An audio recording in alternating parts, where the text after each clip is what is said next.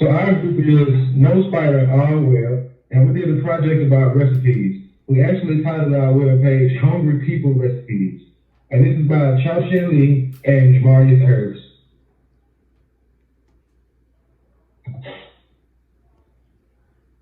In this project, we tackled the task of what to eat when we're hungry. We made the decision-making process simple, so it doesn't get too complex. And basically, we broke it down into 5 different delicious selections. We have the quick and easy selection, the beef, chicken, pork, and seafood. My favorite, I would say, is the quick and easy. And from there, we have sub-selections. So once you choose a category, we have more recipes listed in sub-selections. So once you would click on the categories, it will take you to a link where we have listed other recipe links. Our whole project basically is using containers. I can't really think of an area with not using containers. On the main page, we have a smaller container at the top that contains the border, 2 images, as well as a heading. There's also a container directly underneath it that holds 5 smaller containers, which are our categories.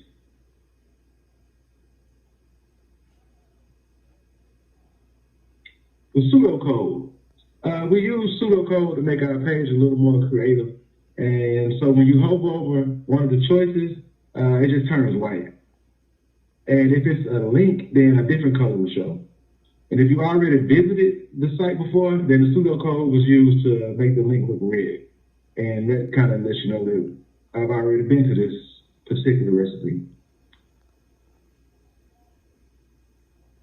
And the next thing that was a major part of the project were the tables and the lists. As you can see, our ingredients is basically consisting of an ordered list. And then we have our directions, that is an ordered list. Below that, we have our nutrition facts, and that's nothing more than a basic table. And when we put it all together, it made the page look very nice.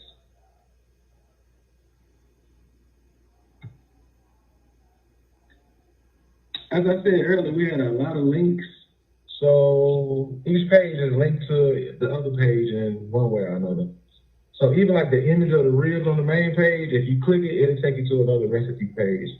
Or if you click on the list of recipes, each one will take you to the particular recipe itself, whichever one you might have selected.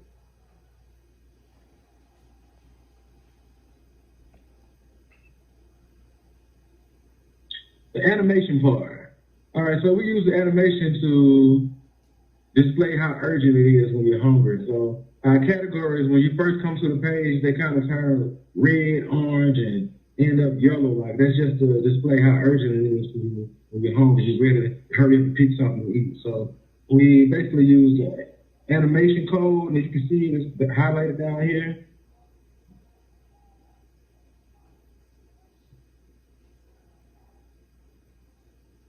Then there was the transformations. On the main page, I used transformation to make the heading tilt it to the left a little.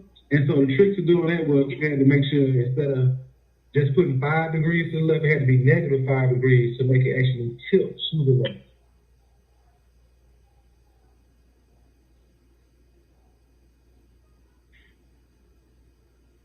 All right, and then we had transitions. When you click on a recipe category, not the recipe itself, but the category, once you click on the categories, as I said, there's a link. And so that link takes you to the subcategory. That page, it starts off like it's very distant, and then it gradually gets closer up to you. And to do that, we use a concept called transition.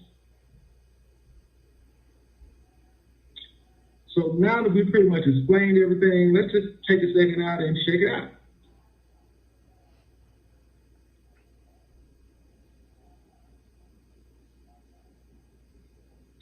So as I said, we have 5 categories here. And depending on which one you pick, it takes you to another recipe. And so let's refresh so you see. When you first come on, if you saw the animation where it started out black, then red, and then it ends up yellow, that's just to display the urgency, as I said. From there, as you can see, it started out far away and gradually came on into your face. And when we hover over, it shows it's white. That lets you know it's a link. And of course, I've already been on this page a couple of times, so that's why it's displaying red right now, because I've clicked on every recipe. I guarantee you I haven't made everyone, but I've looked at everyone. For instance, this is one of my favorite ones, the jambalaya. I think she designed it very well, the background. And as you can see, the order list at the bottom with the directions, and the unordered list at the top. Where we had our ingredients and we showed you pretty much what it would take.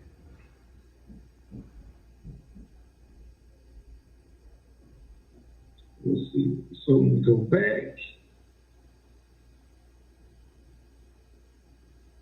as I said earlier, most of this is a link. Everything is almost a link except for the header. For the header, as you take notice, we tilted it -5 degrees so it'll be tilted to the left, as we said earlier. And we also had to center this in the container, because otherwise on different browsers, it was pushing the heading to the left on top of the image, which is not what I wanted necessarily.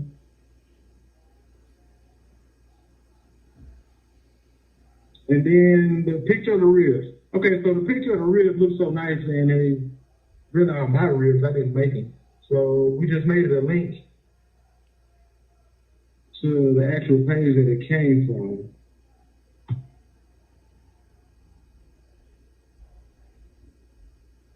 And this page actually has a video for how to bake your ribs in the oven, and it kind of takes you step by step through that with some more pretty appetizing pictures. And it breaks down exactly what you need to do.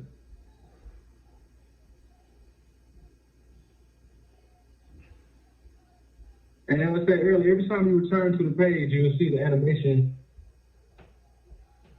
kicks in again.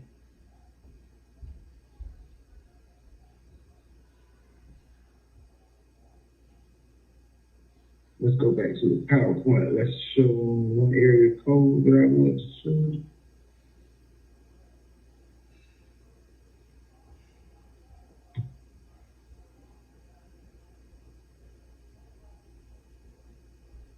All right, so if you take a closer look at this code right here, it'll show you like the small container at the top where we had the border and the 2 images and our header.